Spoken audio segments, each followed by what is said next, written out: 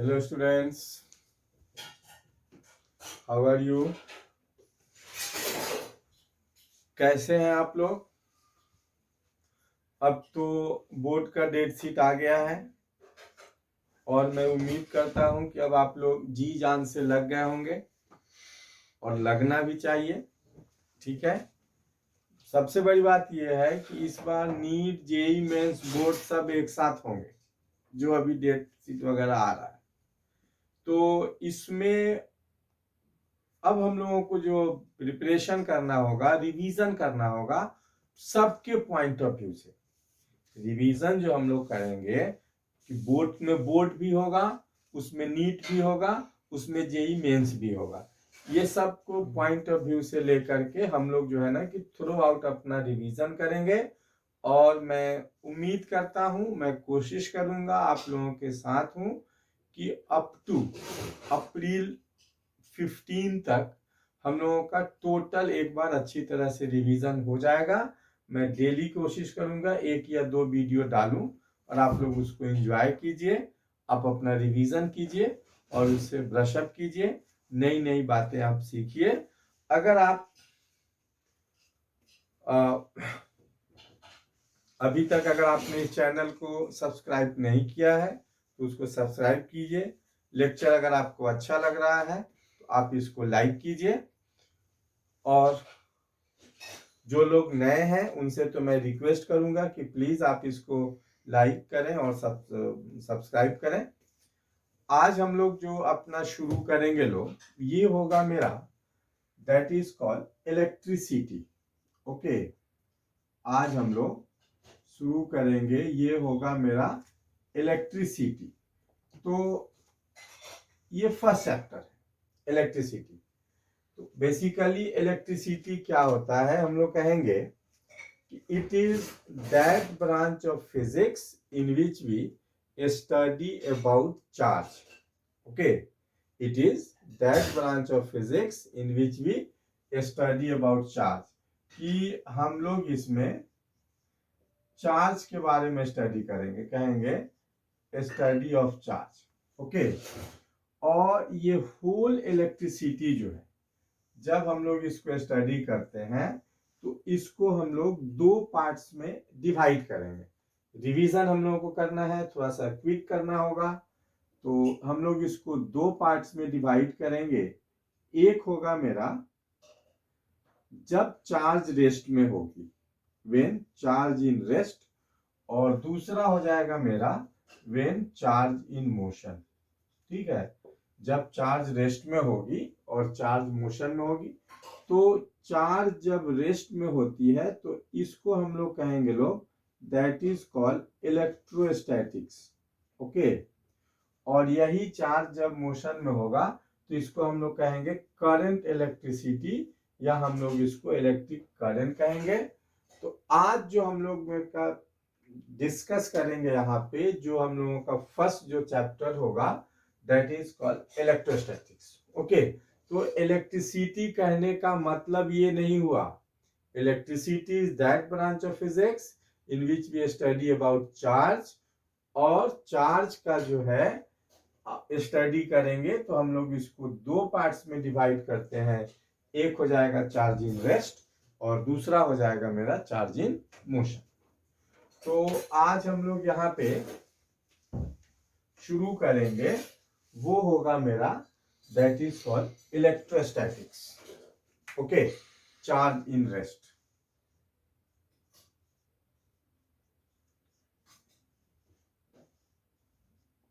देखो बच्चों, electrostatics it is that branch of physics in which we study about the charge when it is in rest. लेकिन अब हम लोग यहाँ पे देखें, थोड़ा सा कंसंट्रेट हो कि एक्चुअल में चार्ज का कंसेप्ट कैसे आया, लोगों को चार्ज के बारे में कैसे इनका थॉट डेवलप किया।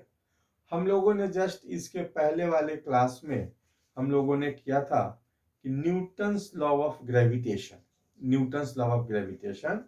तो न्यूटन्स लॉ ऑफ ग्रेविटेशन कहता है कि इस यूनिवर्स में जितने सारे भी मासेज हैं, सब मास एक दूसरे को अट्रैक्ट करते हैं।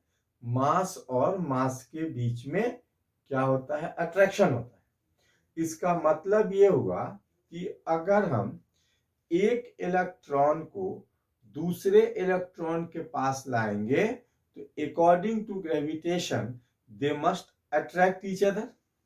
एक प्रोटॉन को दूसरे प्रोटॉन के पास अगर हम लेकर के आएंगे तो कहेंगे कि they must attract each other, but actually it is found that they repel each other. It means that there is something special which is responsible for this repulsive force। क्योंकि होना चाहिए था अट्रैक्शन बट होता है repulsion, होना चाहिए attraction but होता है रिपल्सन। इसका कहने का मतलब ये हुआ, हाँ, तो सब जैसे हमने कहा था कि एक्चुअल में एक इलेक्ट्रॉन दूसरे इलेक्ट्रॉन को रिपेल करता है, एक प्रोटॉन दूसरे प्रोटॉन को अट्रैक्ट करता है, बट जो है ये आपको रिपेल करता है। But according to Newton's law of gravitation they must attract each other. But होता क्या है? इसके बीच में रिपल्सन होता है। इसके कहने का मतलब ये हुआ कि there is something special which is responsible for this repulsive force। क्या कहेंगे? कि there is something special which is responsible for this repulsive force। और जो something इस repulsive force के लिए responsible होता है इसको हम लोग कहेंगे that is called charge। अब देखो, अब तुम कहते हो कि एक प्रोटॉन दूसरे प्रोटॉन को रिपेल करता है, एक इलेक्ट्रॉन दूसरे इलेक्ट्रॉन को रिपेल करता है, बट इलेक्ट्रॉन एंड प्रोटॉन एक दूसरे को अट्रैक्ट करते हैं। कि इलेक्ट्रॉन एंड प्रोटॉन जो होते हैं, कि इलेक्ट्रॉन एंड प्रोटॉन जो होते हैं ये दोनों एक दूसरे को अट्रैक्ट करते हैं। इसका कहने का मतलब ये हुआ कि दोनों के बीच में जो ऐसी क्वांटिटी है जो अपोजिट नेचर की है, क्या कहेंगे? दोनों जो है ये आपकी अपोजिट नेचर की है। Till now it is not known किसके ऊपर पॉजिटिव है किसके ऊपर निगेटिव है। जस्ट हम लोगों ने ये कन्वेंशन एडॉप्ट किया है, कन्वेंशन एडॉप्ट किया है। जैसे किसी चीज के लिए भी देखिए है कि वोटिंग होती है, तो साइंटिस्ट की वोटिंग हुई कि चलिए अगर हम इलेक्ट्रॉन पे निगेटिव लेते हैं तो कितने आदमी इसके फेवर में है, तो इलेक्ट्रॉन पे निगेटिव के लिए मेजोरिटी में आ गया। तो अब जब एक पे निगेटिव आ गया तो दूसरे के ऊपर पॉजिटिव आ गया। तो याद रखिएगा कि ये 100% क्या है? कन्वेंशन है कि इलेक्ट्रॉन पे जो होता है ये आपका निगेटिव चार्ज होता है एंड प्रोटॉन पे जो होता है पॉजिटिव चार्ज है। तो बताइए बच्चों, क्लियर हो गया यहां तक कि अभी तक हम लोगों ने ये सीखा कि एक्चुअल में चार्ज का कंसेप्ट कैसे आया, चार्ज के बारे में लोगों ने कैसे सोचा। अब जैसे देखो, कभी भी याद रखना कि एक बॉडी से दूसरे बॉडी में इलेक्ट्रॉन का ट्रांसफर होता है, प्रोटॉन का ट्रांसफर नहीं होता है। क्या कहेंगे? कभी भी एक बॉडी से दूसरे बॉडी में जो होता है इलेक्ट्रॉन का ट्रांसफर होता है, प्रोटॉन का ट्रांसफर नहीं होता है। अब जैसे देखिए, अगर हम कंसीडर कर लेते हैं कि यहाँ पे अगर मेरे पास एक बॉडी ए हो गया, दूसरा यहाँ पे अगर मेरे पास बी हो गया, और हमने कह दिया यहाँ पे मेरे पास अगर ये सी हो गया, this is A, this is B and this is C. अगर इस पे हम कह सकते हैं कि मेरे पास अगर इसके ऊपर अगर ये पॉजिटिव चार्ज है, इसके ऊपर हम कह सकते हैं कि मेरे पास निगेटिव चार्ज है। एक पे पॉजिटिव हो गया, दूसरा पे अगर निगेटिव हो गया, और तीसरे पे हम लोग यहां से कह सकते हैं कि इसके ऊपर कोई भी चार्ज नहीं है। कहने का देखिए, ये दिमाग में रखिएगा कि प्लस चार्ज देने का मतलब होता है कि उससे आपने इलेक्ट्रॉन को विड्रॉ कर लिया। कि इलेक्ट्रॉन जहां से निकल जाता है तब उसके ऊपर प्लस चार्ज आता है, जहां पे इलेक्ट्रॉन ऐड हो जाता है वहां पे माइनस चार्ज हो जाता है। तो इसके केस में आप यहां से कह सकते हो कि number of proton is greater than the number of electron. Okay, number of proton is greater than the number of electron. इसके केस में हम लोग कहेंगे कि number of proton is less than the number of electron. The number of proton is less than the number of electron. और इसके case में हम यहां से कहेंगे कि number of proton is equal to the number of electron. ठीक है कि number of proton is equal to the number of electron. ये याद रखिएगा कि किसी भी बॉडी पे अगर plus charge, minus charge, no charge, ये सब का मतलब आपके पास यहाँ पे ये समझ में आ गया। अब हम लोग यहाँ पे देखेंगे कि प्रॉपर्टीज ऑफ चार्ज। ठीक है, यहाँ पे हम आपको बताएंगे कि that is called properties of charge. Properties of charge की तो जैसे देखो चार्ज की प्रॉपर्टी क्या होती है, तो प्रॉपर्टीज ऑफ चार्ज में सबसे पहले आप याद रखिएगा, हम लोग कहेंगे कि चार्ज जो होता है कि ये मेरा एडेटिव नेचर का होता है। कैसा होता है? It is additive nature. Additive nature कहने का मतलब ये हो जाएगा कि charge is additive nature. Additive nature कहने का मतलब ये हुआ कि आप सिंपल अलजेब्रा के मेथड से क्या कहेंगे, जो सिंपल अलजेब्रा है आप इसको सिंपली चार्ज को ऐड कर सकते हो। याद रखिएगा चार्ज जो होता है ये आपकी एक स्केलर क्वांटिटी है। ठीक है, क्या कहेंगे, ये एक स्केलर क्वांटिटी है। आप सिंपल अलजेब्रा की तरह ऐड कर सकते हैं, सब्ट्रैक्ट कर सकते हैं। तो इसको हम लोग कह सकते हैं कि फर्स्ट इसकी प्रॉपर्टी हो गई कि चार्ज जो होता है ये आपका एडेटिव होता है। दूसरी बात हम लोग यहां से कहेंगे कि जैसे मेरे पास यहां से गिवन, तो आप कहोगे कि क्वांटाइजेशन ऑफ चार्ज, हम लोग यहां से कहेंगे क्वांटाइजेशन,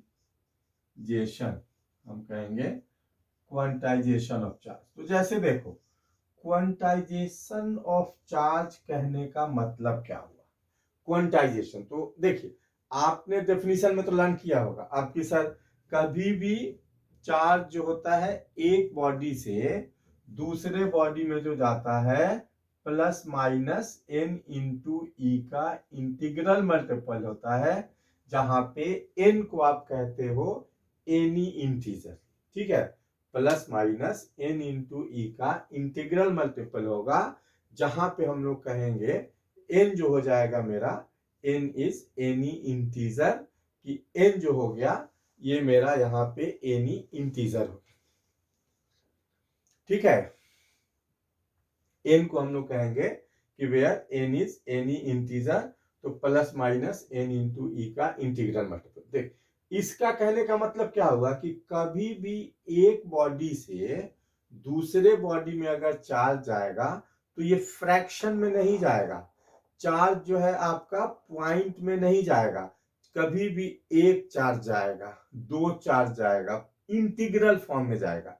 जैसे अगर आप अपना फ्रेंड मिल करके अगर कोई पार्टी करते हो तो क्या कहते हो कि हम लोग 10 फ्रेंड मिल करके पार्टी किए हैं, 7 फ्रेंड मिल करके पार्टी किए हैं, 8 फ्रेंड मिल करके पार्टी। अगर कोई छोटा रहता है तो आप ऐसा नहीं कह सकते हो कि सर हम लोग 9.2 फ्रेंड मिल करके पार्टी किए, नहीं, वो क्या होगा, इंटीजर में होगा।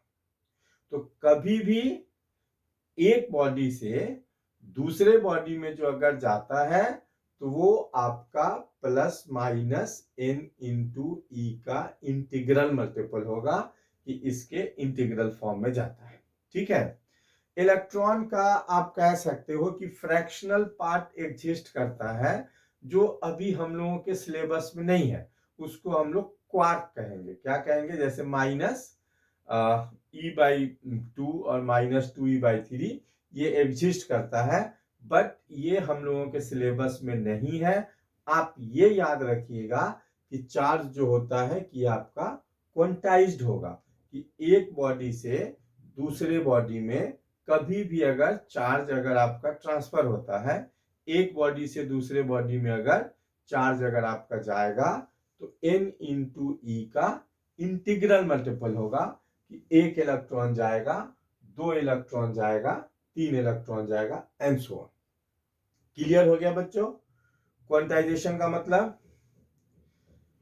चलिए भाई, काफी खुश हैं आप लोग, सबको समझ में आ रहा है एकदम। जल्दी जल्दी हम लोग का बोर्ड पॉइंट ऑफ व्यू से इसको रिवीजन करेंगे, क्योंकि अगर आपका बेसिक कंसेप्ट अगर क्लियर है, ऑब्जेक्टिव क्वेश्चन आपका छूटेगा ही नहीं। अब आप देख लीजिए ऑब्जेक्टिव कितना आ गया है, 25 क्वेश्चंस जो है ना कि इसमें ऑब्जेक्टिव होंगे, तो उसकी तो तैयारी हम लोग अच्छी तरह से कर ही सकते हैं यहाँ पे। अब देखो दूसरा इसमें हम लोगों के पास आता है जो हम लोग कहेंगे that is called conservation of charge.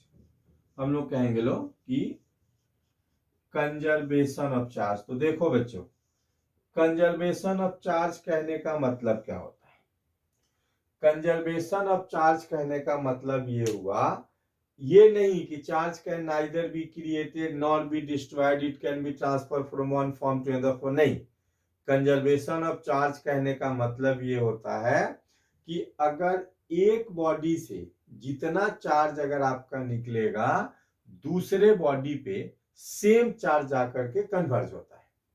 ठीक है, कि हम लोग यहां से लेकर के देखेंगे तो कहेंगे कि एक बॉडी से जितना चार्ज अगर निकलेगा, ठीक है, कि एक बॉडी से जितना चार्ज अगर निकलेगा तो उतना ही चार्ज जो होता है दूसरे बॉडी पे जाकर के ये आपका कन्वर्ज होगा। ठीक है, कि जैसे देखो अगर मेरे पास कोई बॉडी है, अगर यहां से 10 इलेक्ट्रॉन अगर निकलता है तो दूसरे बॉडी पे 10 ही जाकर के कंजर्व होता है। कंजर्वेशन कहने का मतलब ये होता है कि एक बॉडी से जितना चार्ज निकलेगा दूसरे बॉडी पे सेम चार्ज जाकर के आपका ये कन्वर्ज होगा, तो इसको हम लोग कहेंगे that is called conservation of charge. जैसे देखिए, अगर आप एक एग्जांपल से हम आपको बता रहे हैं कि जैसे तुम कह सकते हो कि स्कूल जाने के लिए घर से जितने बच्चे निकलते हैं और स्कूल जितना पहुंचते हैं, ये कंजर्व नहीं होता है। अगर 100 बच्चे निकलते हैं तो 95 स्कूल पहुंचते हैं, 94 जाते हैं, बाकी 5-6 कहां जाते हैं ये आप लोगों को पता है। तो यहां पर ये कंजर्व नहीं है। बट अगर यही चार्ज होता तो चार्ज आपका ओबीडियंट होता। चार्ज क्या होगा? ओबीडियंट होगा। अगर 100 निकला है तो 100 ही जाएगा स्कूल, बीच में दो इधर उधर नहीं जाएगा। तो कंजर्वेशन ऑफ चार्ज कहने का मतलब होता है कि एक बॉडी से जितना चार्ज अगर निकलेगा दूसरे बॉडी पे आपका सेम चार्ज जाकर के कन्वर्ज होता है। तो इसको हम लोग कहेंगे लो this is called conservation of charge. ठीक है, यहां तक क्लियर हो गया? चार्ज का हमने प्रॉपर्टी देखा कि प्रॉपर्टीज ऑफ चार्ज कहने का मतलब होता है या चार्ज की प्रॉपर्टी क्या हो गई। तो these are the different properties of charges. कभी कभी ये जो होता है कि आपको स्कूल के एग्जाम में, बोर्ड के एग्जाम में आपसे ये पूछ देता है कि comparison between charge and mass. ठीक है, कि चार्ज एंड मास के बीच में जो आपको कंपैरिजन करना है, आपको कंपैरिजन करके बताना है। तो 2-3 बातें हैं, आप इसको याद कर लीजिएगा। कि जैसे अगर मैं कह दूं कि इधर चार्ज हो गया और इधर मेरे पास मास हो गया, तो याद रखिएगा कि चार्ज जो होता है ये आपका प्लस भी हो सकता है, माइनस भी हो सकता है और जीरो भी हो सकता है, कुछ भी हो सकता है। चार्ज प्लस भी हो सकता है, माइनस भी हो सकता है और जीरो भी हो सकता है। बट मास जो होता है ये आपका ऑलवेज पॉजिटिव होगा। मास कभी भी ना निगेटिव होगा ना कभी जीरो होगा। तो हम लोग कहेंगे मास ऑलवेज पॉजिटिव होगा। दूसरी बात आप कहोगे कि चार्ज के बीच में अट्रैक्शन भी हो सकता है और रिपल्सन भी हो सकता है। ठीक है, हम लोग कहेंगे कि चार्ज के बीच में अट्रैक्शन भी होगा एज वेल एज रिपल्सन भी होगा, बट मास के बीच में जो होता है हम यहां से कहेंगे कि मेरे पास यहां से ऑलवेज अट्रैक्शन होता है। ठीक है, आप क्या कहोगे, मास जो होता है कि मास के बीच में जो होगा हम लोग कहेंगे कि ये मेरा ऑलवेज अट्रैक्शन होगा, कि एक मास दूसरे मास को जो है ऑलवेज अट्रैक्ट करता है, मास और मास के बीच में अट्रैक्शन होगा। तो पॉजिटिव भी हो गया, निगेटिव भी हो गया, जीरो भी हो गया अट्रैक्शन। दूसरी बात याद रखिएगा, चार्ज जो होता है ये आपका क्वांटाइज्ड होता है। अभी हमने आपको क्वांटाइजेशन का मतलब बताया कि चार्ज क्वांटाइज्ड होगा, मास जो होता है ये आपका क्वांटाइज्ड नहीं होगा, यानी मास आपका फ्रैक्शन में एग्जिस्ट कर सकता है। ओके, दूसरी बात आप याद रखिएगा, चार्ज जो होता है ये कंजर्व होता है। चार्ज जो होता है ये कंजर्व होता है, मास जो होता है ये आपका कंजर्व नहीं होता है। चार्ज के बारे में हम लोग कह सकते हैं कि इट कांस्टेंट विद वेलोसिटी। क्या कहेंगे, चार्ज जो है, चार्ज ये आपका वेलोसिटी के साथ जो होगा कांस्टेंट होता है। चार्ज जो होगा ये वेलोसिटी के साथ जो होगा कांस्टेंट होता है, बट मास के लिए हम लोग कह सकते हैं कि मास जो होता है मेरा ये इंक्रीजेस विथ वेलोसिटी। आइंस्टाइन का इक्वेशन आप लोग जानते हैं कि m is equal to M naught upon 1 minus v square upon c square under root. तो कभी कभी इस टाइप का अगर आपके पास आ जाता है तो आप इसको कंपैरिजन करो, कंपेयर करके आप लिखिए कि चार्ज और मास के बीच में कैसे रिलेशन होता है, किस तरह से आप इसको कर सकते हो। ठीक है, अब जैसे देखिए, अगर हम लोग यहाँ पे ये सब अगर किए हुए तो थोड़ा सा हम लोग एक दो देख लेते हैं इससे ऑब्जेक्टिव क्वेश्चन क्या बनते हैं। इतने सारे जो कंसेप्ट हम लोगों ने अभी सीखा, इस कंसेप्ट पे हम लोग थोड़ा सा एक छोटी सी, जैसे सपोज करो मेरे पास यहाँ पे दो ब्लॉक है, ठीक है ना, मेरे पास दो बॉडी हो गया, यहां से this is A and this is B, A and B दो बी हो गया। अब दोनों का मास सेम है, यहां से इसका भी मास m है, इसका भी मास m है, दोनों आइडेंटिकल है, दोनों का मास सेम है। अब मैं क्या करता हूं, a को मैं पॉजिटिव चार्ज देता हूं कि मेरे पास यहां से अगर ये गिवन है तो मैं क्या करता हूं, a को पॉजिटिव चार्ज दिया और मेरे पास b है, ठीक है, इस b को मैं निगेटिव चार्ज देता हूं।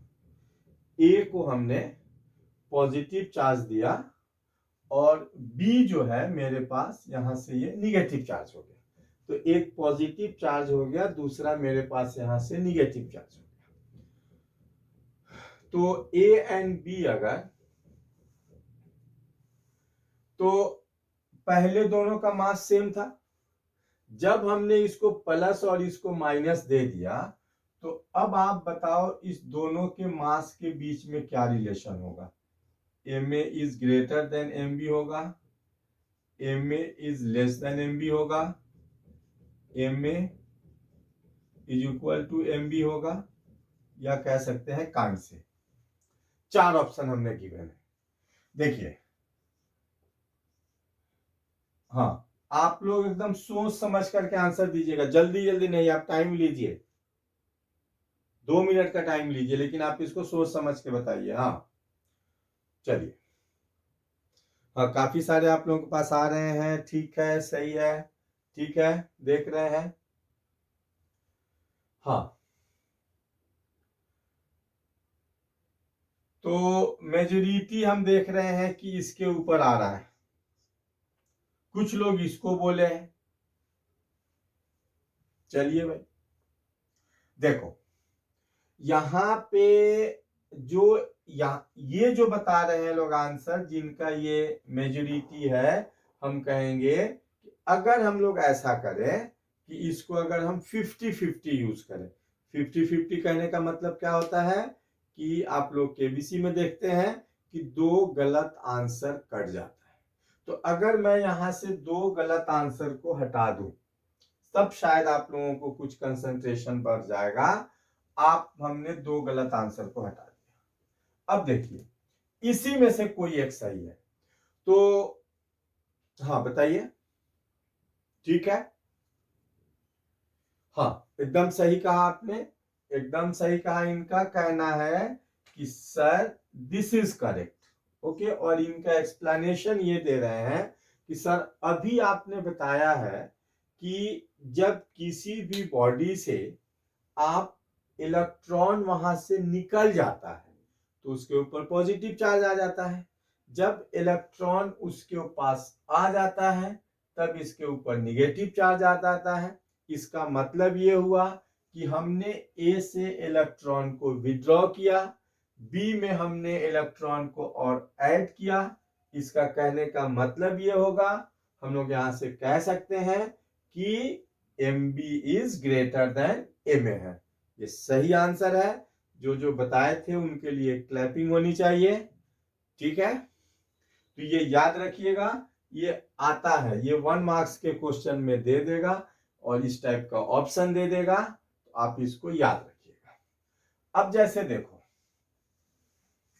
कभी कभी इस टाइप के क्वेश्चन दे देते हैं कि अगर मेरे पास 2 बबल्स है, हमने कहा कि मेरे पास यहां से अगर 2 बबल्स है, ओके, अगर मेरे पास 2 बबल्स है, एक बबल अगर मेरे पास यहां से ये हो गया, ठीक है, दूसरा बबल मेरे पास यहां से अगर बी हो गया, ओके, हमने कह दिया एक ए हो गया और दूसरा बबल मेरे पास यहां से अगर बी हो गया, तो एक बबल ए हो गया, दूसरा, दोनों सेम साइज के हैं, both are of same size, दोनों का साइज जो है ना, आप यहां से कहोगे दोनों का साइज सेम है। ए और बी जो है, ये दोनों का हम लोग यहां से कह सकते हैं कि दोनों का साइज जो है कि आपका यहां से सेम है, ये दोनों आपके सेम साइज के हैं। अब हम क्या करते हैं कि मेरे पास अगर यहां से गिवन है, तो इस बबल को और इस बबल को, इसको हमने प्लस चार्ज दिया, एक को हमने प्लस चार्ज दिया और दूसरे को हमने माइनस चार्ज दिया। ओके, अब देखो, आपको बताना है कि after giving them positive charge, what is the size, इसके दोनों का साइज क्या होगा, इसके दोनों में आपको बताइए कि दोनों का साइज इंक्रीज करेगा या दोनों का साइज डिक्रीज करेगा, या इस वाले का ए का इंक्रीज करेगा, बी का डिक्रीज करेगा, या बी का डिक्रीज करेगा, ए का इंक्रीज करेगा। 4 ऑप्शंस आपके दिमाग, आपके इस पे बोर्ड पे दिया हुआ है और आपको बताना है कि इसमें दोनों के साइज पे क्या इफेक्ट होगा, कैसे होगा। यस, सोचिए, बताइए। हाँ, ठीक है,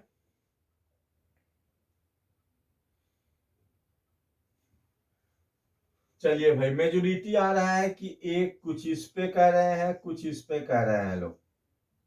ठीक है, ये ऑप्शन सही है, ये ऑप्शन सही है, लेकिन एक्चुअल में इसमें से ये दोनों ऑप्शन में से कोई भी सही नहीं। हमने यहाँ पे बात कही है कि ये दोनों बबल्स हैं। क्या है? These two are bubbles. तो जैसे देखो, इसका दोनों का साइज इंक्रीज करेगा। आप पॉजिटिव चार्ज दोगे या निगेटिव चार्ज दोगे, दोनों का साइज इंक्रीज करेगा। साइज इंक्रीज क्यों करेगा? क्योंकि ये पॉजिटिव पॉजिटिव भी एक दूसरे को रिपेल करेंगे और ये निगेटिव निगेटिव जो होगा ये भी एक दूसरे को रिपेल करेगा। इसलिए हम लोग यहां से कहेंगे, कभी भी आप दिमाग में रख लो, अगर इस टाइप का क्वेश्चन आता है कि मेरे पास एक जो है बबल है, हमने उसको प्लस चार्ज दिया, उसका साइज क्या करेगा, या हम उसको निगेटिव चार्ज देते हैं, उसका साइज क्या होगा। तो प्लस साइज चार्ज दो या माइनस चार्ज दो, दोनों चार्ज में अगर हम लोग लेकर के देखेंगे तो कहेंगे कि इसका जो होगा साइज जो होगा ये इसका इंक्रीज करेगा। दोनों केस में अगर हम लोग लेकर के देखेंगे तो कहेंगे कि इसका साइज जो हो जाएगा कि आपका इंक्रीज करेगा। ठीक है, यहां तक क्लियर। तो इस टाइप के ऑब्जेक्टिव क्वेश्चन छोटे छोटे आएंगे, आप लोग इसको कीजिएगा। अब हम लोगों के पास यहाँ पे शुरू होता है बेसिकली जिसको हम लोग कहेंगे लोग, that is called Coulomb's law. Coulomb's law, देखो कूलम्स लॉ को जनरली सब बच्चे को हम देखते हैं कि अगर लिखने के लिए आ जाता है तो याद रखिएगा कि कूलम्स लॉ कहता है कि it state that the forces of attraction और रिपल्सन, हम लोग कहेंगे स्टेट दैट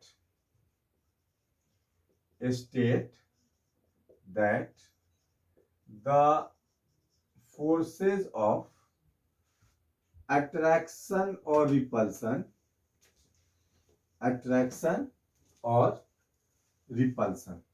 हम लोग यहां से कहेंगे कि द फोर्सेज ऑफ अट्रैक्शन और repulsion between 2 point charge, in vacuum और free space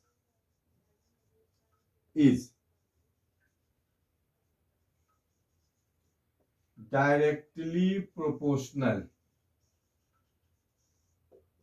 to the product of the charge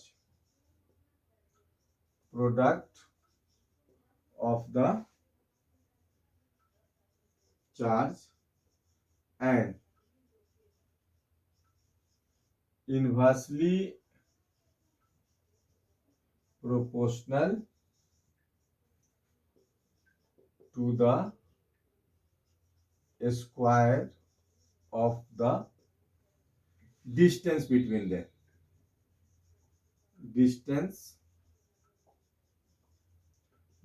them, देखो जनरली हम लोग देखते हैं कि अगर ये लिखने के लिए आता है तो स्टूडेंट सब क्या लिख देगा, forces of attraction between two charge is directly proportional to product of the charge and inversely proportional to the square of the distance. नहीं, आप यहां पे ये जरूर लिखिएगा कि द फोर्सेज ऑफ अट्रैक्शन और repulsion between 2 point charge in vacuum of free space. Examiner ये ढूंढता है आपको कि इन वैक्यूम, ये इसके बाद वाला तो सब लोग लिखता है, इसके बाद ये सब लोग लिखता है द फोर्सेज ऑफ अट्रैक्शन और repulsion between 2 point charge in vacuum और free space is directly proportional to the product of the charge and inversely proportional to the square of the distance between them, कि इस दोनों के बीच का जो distance होता है उसके स्क्वायर के इनवर्सली प्रोपोर्शनल होगा। तो सबसे पहले आपको समझना चाहिए कि what do you mean by point charge.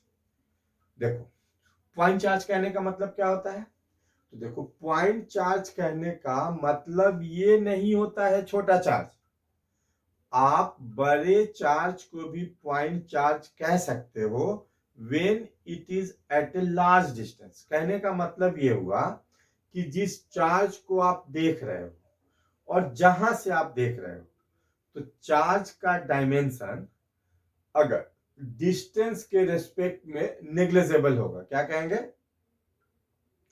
Charge का डायमेंशन डिस्टेंस के रेस्पेक्ट में अगर नेग्लिजिबल होगा, तब उस चार्ज को हम लोग कहेंगे कि that charge is called point charge. जैसे सपोज करो, मैं भी एग्जांपल से बता रहा हूं कि जैसे एक आदमी कोई दिल्ली में और दूसरा बंदा जा करके नोएडा से इसको देख रहा है, तो नोएडा से जो डिस्टेंस होगा उसके रेस्पेक्ट में उसका लेंथ क्या हो जाएगा, बहुत कम होगा। तो ऐसा नहीं है, काफी लार्ज होता है। जैसे अगर हम लोग मून पे चले जाते हैं तो अर्थ को कैसे लेते हैं, एज ए पॉइंट लेते हैं। क्यों लेते हैं पॉइंट? पॉइंट इसलिए लेते हैं कि मून और अर्थ के बीच का जो डिस्टेंस है उसके रेस्पेक्ट में अर्थ का डायमीटर क्या है, नेग्लिजिबल है।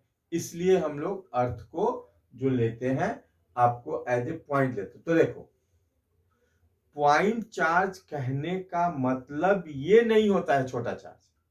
पॉइंट चार्ज कहने का मतलब ये हुआ कि चार्ज का डायमेंशन जहां से आप देख रहे हो उसके रेस्पेक्ट में नेग्लिजिबल होगा। तो ये कहता है कि अगर एक चार्ज मेरे पास यहां से हो गया, इसको हमने Q1 कह दिया और इसको Q2 कह दिया, और इसके बीच का डिस्टेंस अगर R हो गया, तो हमने जैसे कहा है कि force is directly proportional to Q1 into Q2। Force जो होता है Q1 इंटू Q2 के डायरेक्टली प्रोपोर्शनल हो गया, and it is inversely proportional to R square.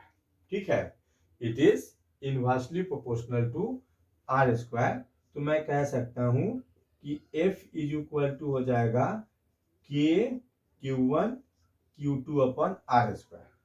हम लोग यहां से कहेंगे कि F की जो वैल्यू हो जाएगी K Q1 Q2 अपन R स्क्वायर, जहां पे K जो है कांस्टेंट ऑफ प्रोपोर्शनलिटी है, और इसको हम लोग कहते हैं लोग इलेक्ट्रोस्टैटिक फोर्स कांस्टेंट। क्या कहेंगे?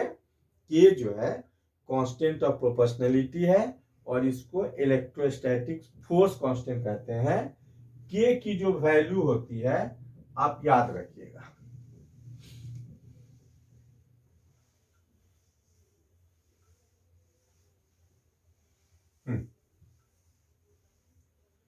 हम लोग यहां से लेकर के देखेंगे। K की जो वैल्यू होती है, K इज इक्वल टू 1/4πε0, जहां पे एप्सिलॉन नॉट जो है, एप्सिलॉन नॉट को हम लोग कहते हैं लोग एब्सोल्यूट इलेक्ट्रिकल परमिटिविटी। क्या कहेंगे? Absolute electrical permittivity of air और फ्री स्पेस। ठीक है, हम यहां से कहेंगे एब्सोल्यूट। तो देखो, परमिटिविटी कहने का मतलब क्या होता है कि एब्सोल्यूट इलेक्ट्रिकल परमिटिविटी ऑफ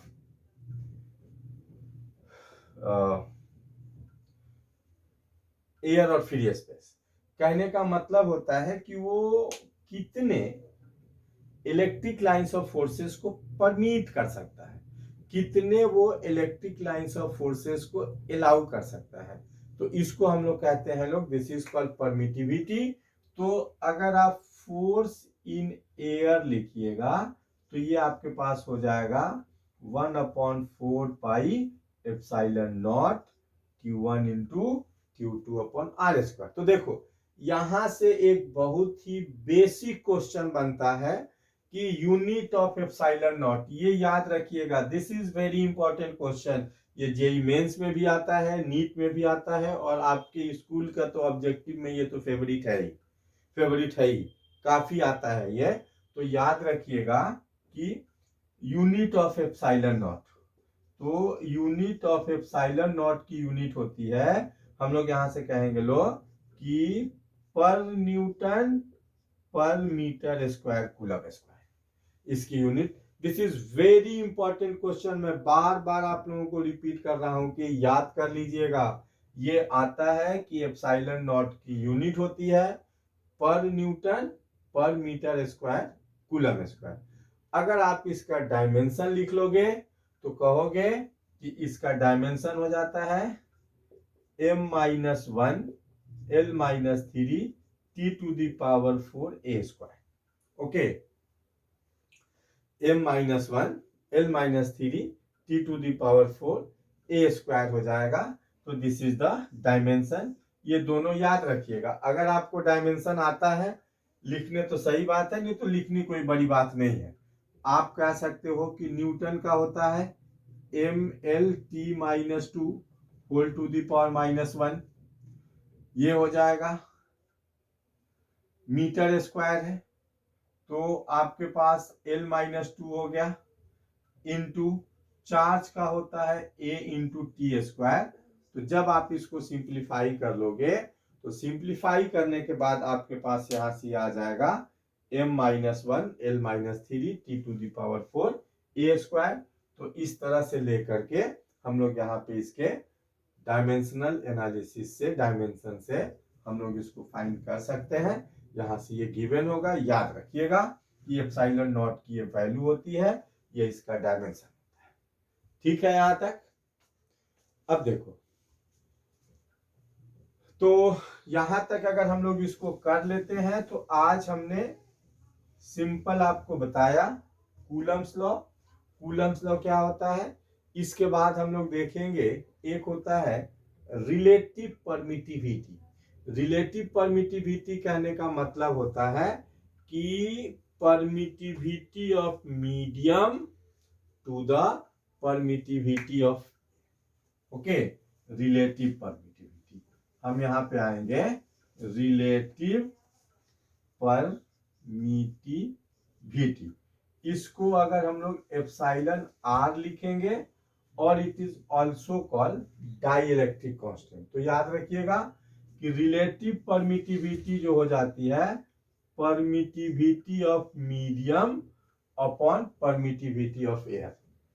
ठीक है, रिलेटिव परमिटिविटी मेरा हो जाएगा, इसको हम लोग कहेंगे लोग permittivity of air upon permittivity of medium. Permittivity of air upon permittivity of medium. तो अगर मैं यहां से इसमें से लेकर के देखूंगा तो मैं कह सकता हूं कि दिस कैन बी रिटन।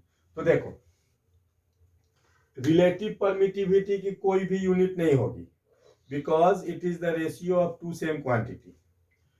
हाँ, कहोगे कि सर रिलेटिव परमिटिविटी से बेनिफिट क्या है, तो रिलेटिव परमिटिविटी से बेनिफिट ये है कि कहीं पे भी अगर आपको रिलेटिव परमिटिविटी मालूम है, when you multiply it with the permittivity of the air then you can get the permittivity of the medium. Okay, तो आज हम लोग यहां तक सीखे, कूलम्स लॉ को हमने डिफाइन किया।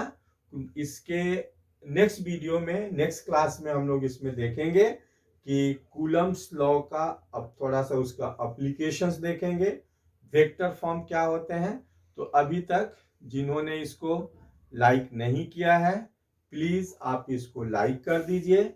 जो अभी नए नए अगर स्टूडेंट है जो अभी अभी अगर इस वीडियो को देख रहे हैं, अगर वो ज्वाइन कर रहे हैं तो प्लीज इसको सब्सक्राइब करना न भूलें। और अगर आप चाहते हैं कि अब आपके अलावा और सबको भी अगर बेनिफिट हो, इस सबको अगर फायदा हो, तो प्लीज आप अपने रिलेटिव में, फ्रेंड्स में, दोस्त में, गांव में सबको शेयर करना नहीं भूलें। तो आज हम लोग इतना करते हैं, फिर नेक्स्ट क्लास में, नेक्स्ट वीडियो में हम लोग मिलते हैं। Thank you.